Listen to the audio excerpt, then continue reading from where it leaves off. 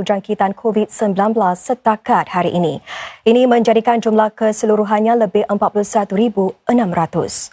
Hanya satu kes dalam masyarakat dilaporkan melibatkan seorang banduan kompleks penjara Changi. Lelaki itu memasuki Singapura menggunakan pas lawatan sosial sebelum sekatan sempadan dikuatkuasakan.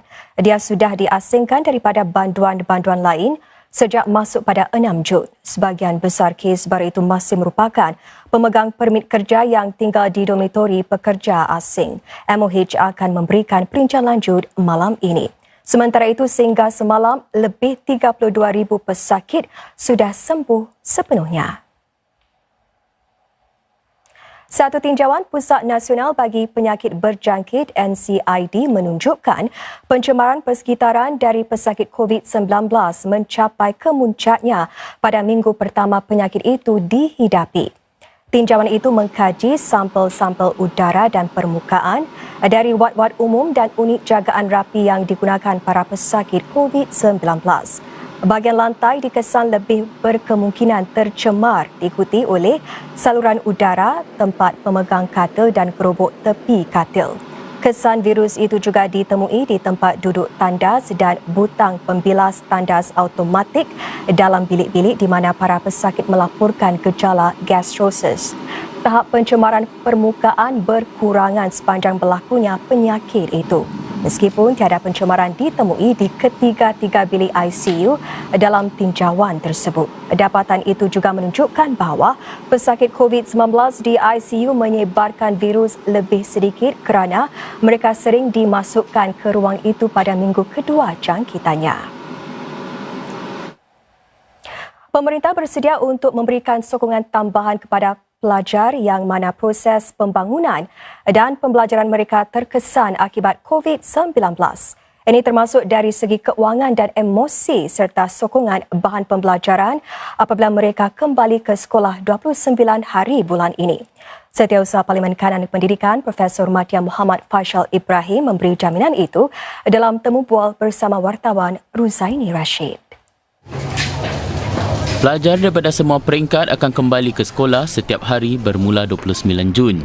Sepanjang melakukan pembelajaran dari rumah atau HBL, Kementerian Pendidikan MOE memastikan proses pembelajaran mereka tidak terganggu dan tidak seorang pun yang tertinggal di faktor jurang digital. Bahkan Setiausaha Parlimen Kanan Pendidikan, Profesor Madya Muhammad Faisal Ibrahim berkata, MOE meluaskan beberapa sokongan kewangan dari peringkat sekolah rendah hingga ke pengajian tinggi dan sekolah pendidikan khas atau SPED yang membawa manfaat kepada lebih 47,000 pelajar. Ini termasuk lebih 20,000 komputer dipinjamkan kepada pelajar memerlukan dan 1,600 dibantu mendapat akses internet. Kami akan mempercepatkan penggunaan alat pembelajaran peribadi bagi pelajar sekolah menengah dari tahun 2028 ke tahun 2021. Jadi ini pada pendapat saya satu inisiatif yang sangat baik dan akan mendatangkan manfaat kepada ramai pelajar-pelajar kita, terutama kepada pelajar-pelajar yang dari keluarga yang berpendapatan rendah. Bagi lulusan baru dan pelajar yang bakal menamatkan pengajian tahun ini, Dr. Faisal akur akan cabaran mendapat pekerjaan di tengah-tengah ketidaktentuan ekonomi akibat pandemik COVID-19.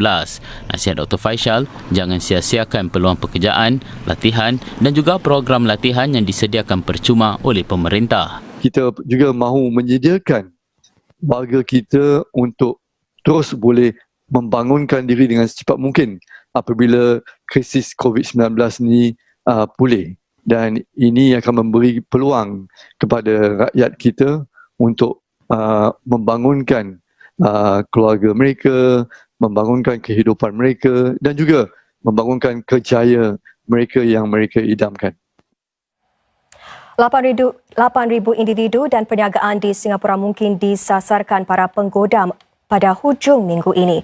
Menurut syarikat keselamatan siber Cyfirma, lebih 5 juta kontak di 6 buah negara menghadapi risiko serangan siber.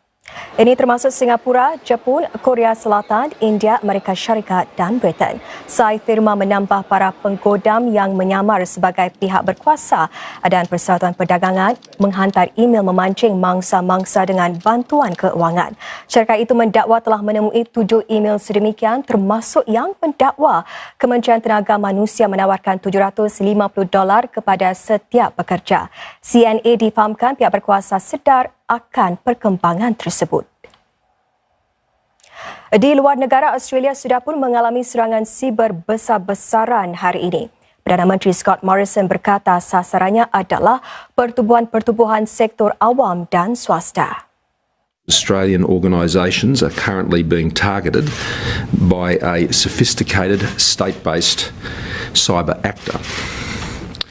This activity is targeting Australian organisations across a range of sectors, including all levels of government, industry, political organisations, education, health, essential service providers, and operators of other critical infrastructure. We know it is a sophisticated state-based cyber actor because of the scale and nature of the targeting and the tradecraft used. PM Morrison bagaimanapun enggan mendedahkan dalangnya setakat berkata ia mungkin melibatkan salah satu daripada segelintir negara yang berupaya melakukannya. China, Iran, Israel, Korea Utara, Rusia, Amerika Syarikat dan beberapa negara Eropah telah membangunkan keupayaan perang siber. Pada masa ini hubungan Australia dengan China dalam keadaan tegang berkaitan siasatan mengenai asal-usul virus COVID-19. Pada tahun lalu, laporan-laporan menyatakan China menjadi dalang serangan siber ke atas Parlimen Australia. Singapura jelaskan pendiriannya mengenai soal pampasan jika projek kereta api kelajuan tinggi Kuala Lumpur, Singapura tidak disambung menjelang hujung tahun ini. Ikuti juga nanti inisiatif Yayasan Temasek serta 2 rakannya agih 100,000 makanan kepada hampir 3,000 keluarga.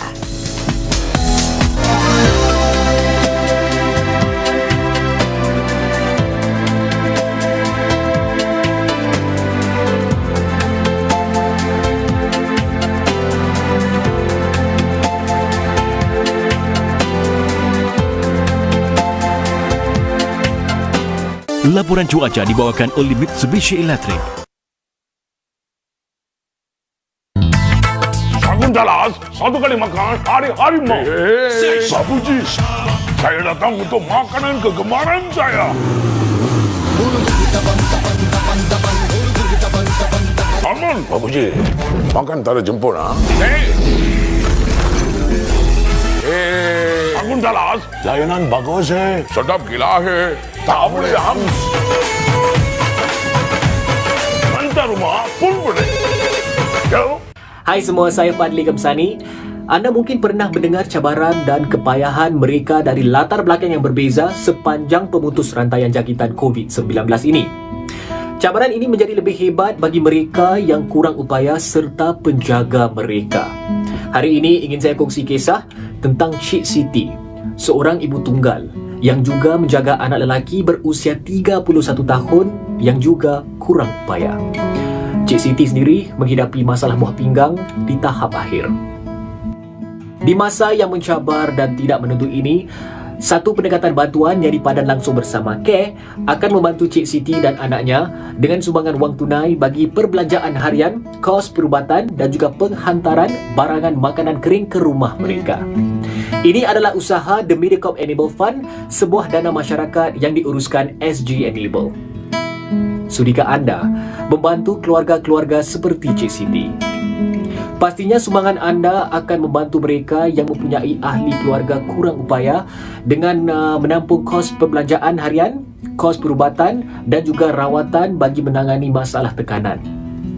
Layari giving.sg/The Medicorp Enable Fund /Care Initiative untuk hulurkan sumbangan anda hari ini.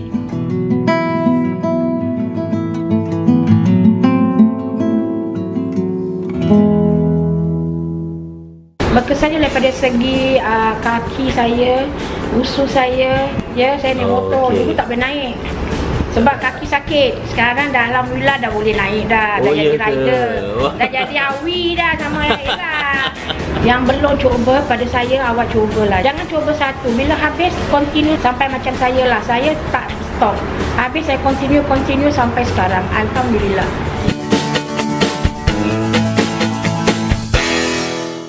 The first reveal got everyone talking. No way! Now, buckle up for the Group A playoffs. You're my favorite so far.